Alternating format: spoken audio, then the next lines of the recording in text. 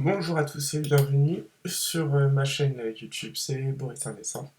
Je suis ravi de vous retrouver en cette rentrée scolaire 2023-2024. Rentrée scolaire, enfin c'est passé, on est déjà le 16 septembre. Bon, vous me connaissez un peu, vous savez que je suis très friand des échéances trimestrielles, des expirations. Et donc, hier, vendredi 15 septembre, nous avons eu la journée des 4 sorcières. Alors, j'ai été très surpris parce qu'on a eu un très très beau retracement, notamment aux US, et c'est pas du tout ce que j'avais prévu pour cette journée, même si habituellement, si vous me connaissez, vous savez que j'adore chercher des supports autour des expirations trimestrielles, la veille, le jour même, le lendemain, enfin, autour, une fois, 2 ou 3 jours avant. Voilà. Et du coup, bah, c'est ce qui s'est à peu près passé hier, si on peut dire ça comme ça. Mais du coup, je m'attendais pas à ça. Donc là, on va faire le point en fait sur les indices.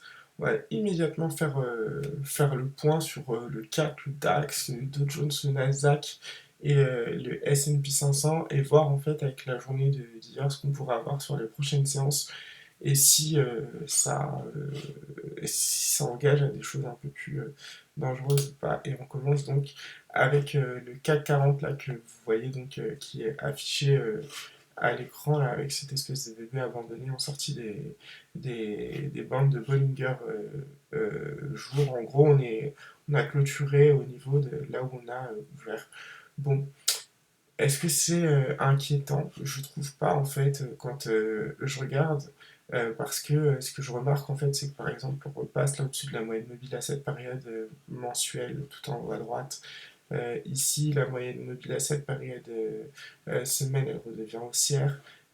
Pareil là, comment ça s'appelle la M20 semaine, bon, on est autour, mais c'est un escalier qui descend. Donc en fait, tant qu'on se maintient dans cette zone, en fait, ça peut continuer à ranger.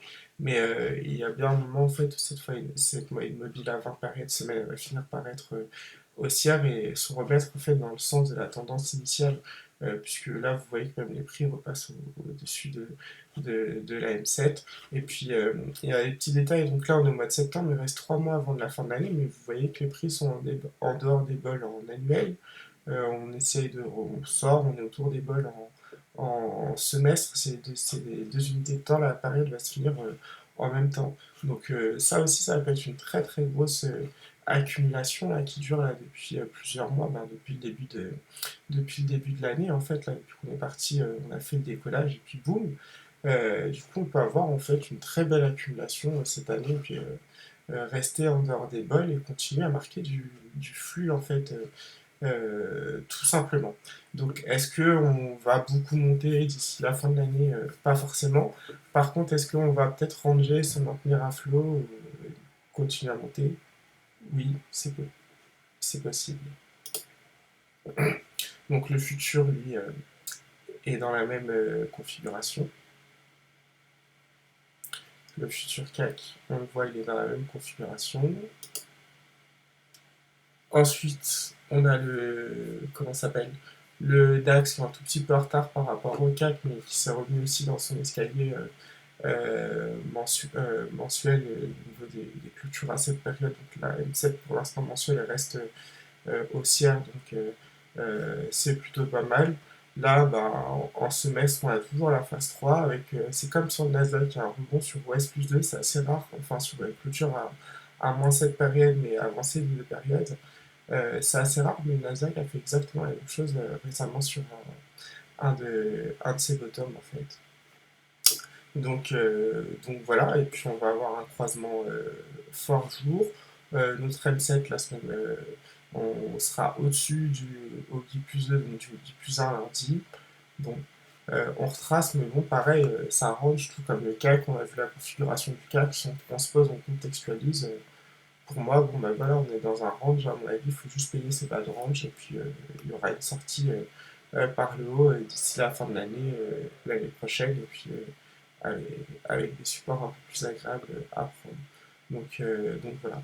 Après, sur du court terme, ici, là, pour moi, la balle basse, là, 15 600, c'est un support quoi, en semaine. À chaque fois qu'on vient ici, ben, ça fait support et puis on sera bientôt en fin de mois, donc il faudra quand même bien surveiller ce Ogimois qui lui aussi devra faire support tout le mois d'octobre pour garder cette mensuelle haussière. Donc voilà, donc on a une grosse zone autour de 15 650 points à l'achat. Alors je dis pas que ça va décoller par contre, genre de fou, je dis juste que cette zone, elle doit faire support et elle devrait faire support jusqu'à la fin de l'année, potentiellement pour avoir un trend aussi d'ici l'année prochaine. Voici pour le DAX, passons maintenant au S&P 500. Je pense avoir enregistré, c'est bizarre. Donc le S&P 500, le voici. Je remets juste les indicateurs. Désolé, ça n'a pas enregistré. Voilà. Le S&P 500, donc lui, pareil, donc la journée d'hier, en fait, on était dans une espèce de croisement aussi jours qu'il n'arrive pas à faire décoller. Donc on a reflué, on revient sur la M7. Donc mais lui c'est pareil, je veux dire, même si, par exemple le S&P là il pourrait continuer à tomber un petit peu et venir prendre appui sur la M7 mois là ici par exemple, qu'on aurait de toute façon bah, une convergence en fait avec la M20 jours pour mettre un non-croisement aussi semaine. Et ça, c'est possible avec un vrai support. Parce que lui, en fait, le S&P, c'est bien, il rebondit, mais il rebondit sur rien.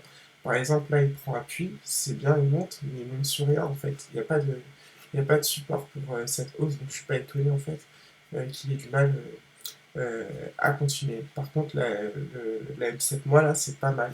Pouvoir mettre cette petite pattern haussière, donc à mon avis, on devrait s'attendre à une continuité pour venir chercher des supports, lui aussi autour de OS plus 2.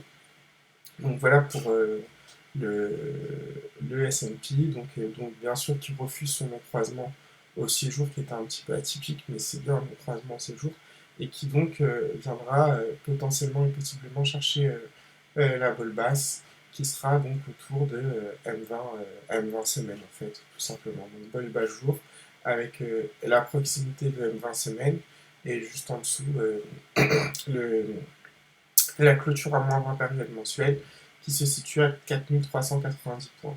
Donc ce petit trait vert là, près de la M7, M7 mois, c'est pas mal. La semaine prochaine, si on va chercher ces niveaux-là, j'achèterai bien ces niveaux-là sur le S&P. Donc je pense un début de semaine dans la continuité du mouvement baissier le vendredi soir. Et puis après, j'achèterai, je pense, ces niveaux-là en fait sur le S&P. Passons au Nasdaq à présent. Donc le Nasdaq, c'est pareil. Alors il a essayé de mettre un bon croisement aussi jour et puis il l'a pas mis. C'est dommage. Donc je pense que lui, bah, c'est pareil, il va venir chercher la belle base jour. Et puis là, faudra voir en fait, par exemple, avec ce Jack Mois, la clôture à moins 20 périodes, pourquoi pas, elle sera combien là, voilà, 14 900. Bon, bah 14 900, c'est l'équivalent du Jack Mois. Le Jack Mois, si on rebondit dessus, ça veut vraiment dire en fait que M20 mois de passe haussière et on va certainement ouvrir une phase 2 haussière mensuelle.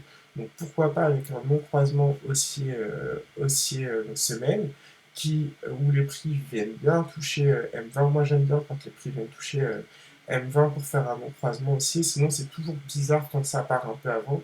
La preuve c'est que ça consolide un peu dessus, on revient bien souvent à la moyenne. Et après on part là. Vous voyez qu'on a encore deux périodes à partir de la semaine prochaine qui seront favorables pour qu'on puisse faire ce non-croisement haussier. Il y a du support ici. On voit bien qu'en plus on est au-dessus de la clôture à moins 7 période trimestre qui va commencer là au mois d'octobre.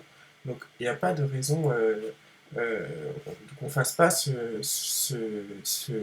non-croisement aussi semaine sur le Nasdaq. C'est juste c'est pas qu'il a du mal à se mettre en place, c'est juste qu'il met du temps à se mettre en place. Et on peut corréler ça avec le Dow Jones, c'est pareil. lui, il a commencé à rebondir, il a rebondi trop tôt, et sa moyenne mobile était beaucoup plus inclinée. Et donc, du coup, là, on voit qu'il travaille là, une cette semaine. Mais pourtant, ça fait 4 semaines qu'on a une espèce de range. Là, si on s'enferme là dans une boîte, on a un petit espèce de range en fait depuis maintenant 4 semaines. Si c'est vrai que j'avais fait la réflexion dans le Discord que avec une unité de temps, une semaine comme ça, on ne pouvait pas remonter aussi vite, qu'il fallait mettre le temps en place au prix, de structurer, et du coup on range, on est en train d'accumuler, parce qu'on a bien eu le support ici vers les 34 000 points M7 mois, pour pouvoir avoir un rebond. Mais en fait, même si on a le rebond, si on met le rebond trop vite, les prix, il y aura la structure des prix ne sera pas structurée justement et ça fonctionne pas comme ça. Alors ça peut arriver des fois qu'on ait des pumps de malades qui respectent rien, je n'ai pas de souci avec ça, mais là on voit bien qu'on est un peu plus dans un range pour le coup et que du coup moi je pense que d'ici la semaine prochaine, on devrait venir chercher les supports certainement une seconde fois. En fait, pas forcément, mais au moins, peut-être à la M20 semaine, même pas forcément. En tout cas, moi, ce que je vais regarder, et c'est surtout au niveau de l'unité de temps journalière, parce que là, on a eu ce qu'on appelle une forme de corps. Vous avez un croisement baissier qui est venu, il a trouvé juste le SAR, et on a eu un refus dans la foulée qui a mis du temps à s'installer. Le refus, là, vous voyez, 17 et 20 jours qui sont quasiment en fait confondus. Et donc, du coup, on a eu l'objectif du refus, la balle haute. Alors, c'était configuré lorsque les prix étaient sur la balle haute pour que ça sorte, et puis non, au final, ça n'a jamais dépassé, ça n'a jamais fait plus que la balle haute. Et, euh, et, du- et, et du coup, on a reflué. Mais ce pattern est quand même toujours là, cette fin de corps. On rebondit sur M20 jours, même si c'est 50 points, on rebondit quand même dessus. Et pour les 1, 2, 3, 4, 5, 6, 7, 8 séances, donc quasiment 2 semaines, en tout cas une semaine, et ça représente une semaine et demie. Pour la prochaine semaine et demie, si en tant qu'on passe pas sous les 34 500 points, la M20 jours, elle reste haussière pour le coup. Alors la M7, c'est différent. Pour les 3 prochaines séances, il faudrait être au-dessus de 34 700 pour garder cette M7 haussière. Mais en tout cas, au niveau des 34 500, là, avec les clôtures à moins 20 périodes, tant qu'on ne repasse pas sous ces niveaux, les prix pourraient continuer à ranger dans cette zone, remonter un petit peu. Euh, Tout dépend, mais en tout cas, il y a un beau niveau d'achat là, ici, autour de M7 mois. Si jamais on devait redescendre là, jusque sur la balle jour, bon, il y a toujours M7 mois et M20 semaines. Ce support est toujours là. Moi, après, il y a un truc qu'il faut bien comprendre, et c'est pour ça que, de toute façon, pour vous le dire très clairement, j'ai essayé de pricer euh, des baisses, en fait, des plans baissiers, de construire des plans baissiers avec les mains que j'avais. J'ai rien c'est pas de concret, mais j'ai rien de très clair. Je trouve plein de niveaux partout. C'est-à-dire que si demain on décide de faire une correction, je pourrais pas vous dire, à part ce niveau ici avec la M7 semestre, parce elle est entre guillemets marquée, en tout cas son escalier lui est marqué. À part ce niveau, je pourrais me dire qu'il pourrait y avoir un gros truc là-dessus. Mais sinon, en fait, il y a des niveaux partout. Si je me mets à regarder, à aller chercher des objectifs baissiers, il n'y a aucun cluster, c'est-à-dire qu'il n'y a aucun indicateur qui est au même niveau qu'un autre. Moi, personnellement, j'ai jamais. C'est pas que j'ai jamais vu ça, mais enfin, j'arrive pas à faire de plan baissier là dans cette configuration. Il n'y a rien de clair en fait. Tout simplement. Donc je vais rester dans mes plans initiaux depuis le début de l'année. C'était les achats sur les M cette année. Ça a été fait plus ou moins, enfin il y a des arbitrages qui avaient déjà été faits. Le Nasdaq, lui, il l'a très bien fait. Je considère qu'on est en fin d'année là, on arrive sur le T4. Donc on voit que les prix sont en dehors des bols et déjà prêts en fait à prendre appui sur la bolle de l'année prochaine. Bon, on va avoir un non-croisement aussi trimestre. On voit que l'escalier là descend violemment. Donc tant qu'on reste au-dessus des 12 000 points là d'ici début 2024, on va avoir un non-croisement aussi trimestre. Regardez les bols là qui se mettent. En fait, elles restent parallèles, on est toujours en phase 3 là en trimestre. Si vous enlevez la, la. Comment ça s'appelle? On va enlever par exemple euh, les indicateurs ici. Là, j'enlève la M7, d'accord? Et j'enlève M20, tu es où? Voilà, mince. Ah, il y a forcément la M20, trop dommage. Bref, j'enlève les indicateurs, le SAR, ce truc-là, là, j'enlève. Voilà. Et les indices anti-CP, j'enlève aussi. Je laisse juste les bols. Bon, là, c'est clair et net. Rebond sur M20, sans regarder la M7, etc. Rebond sur M20, et la phase 3, elle est là. Les bols, elles sont parallèles. C'est comme ça. Une phase 3, c'est ça, hein, je vous ai déjà expliqué. Ça dure longtemps. Ça peut durer très très longtemps. euh, une, euh, une phase 3, là on est en phase 2 annuelle, bon bah j'attends la phase 3, là aussi. Mais en fait, je pense que tout ça, avec ce non-croisement aussi un peu bizarre, c'est vraiment que le début, mais le début du trend depuis qu'on a fait cette correction là en 2022, qu'on est venu chercher ce lot en 2022. Là, on serait au-dessus de la M7, on tape carrément au S+2, enfin voilà. Bref, je vais m'arrêter là. Tout ça pour vous dire que mes plans à long terme, ils sont haussiers, ils restent haussiers. En ce moment, on est en train de consolider sous la balle haute moi pour de nombreux indices. C'est le cas pour le Nasdaq, c'est le cas pour le Dow Jones, vous le voyez ici.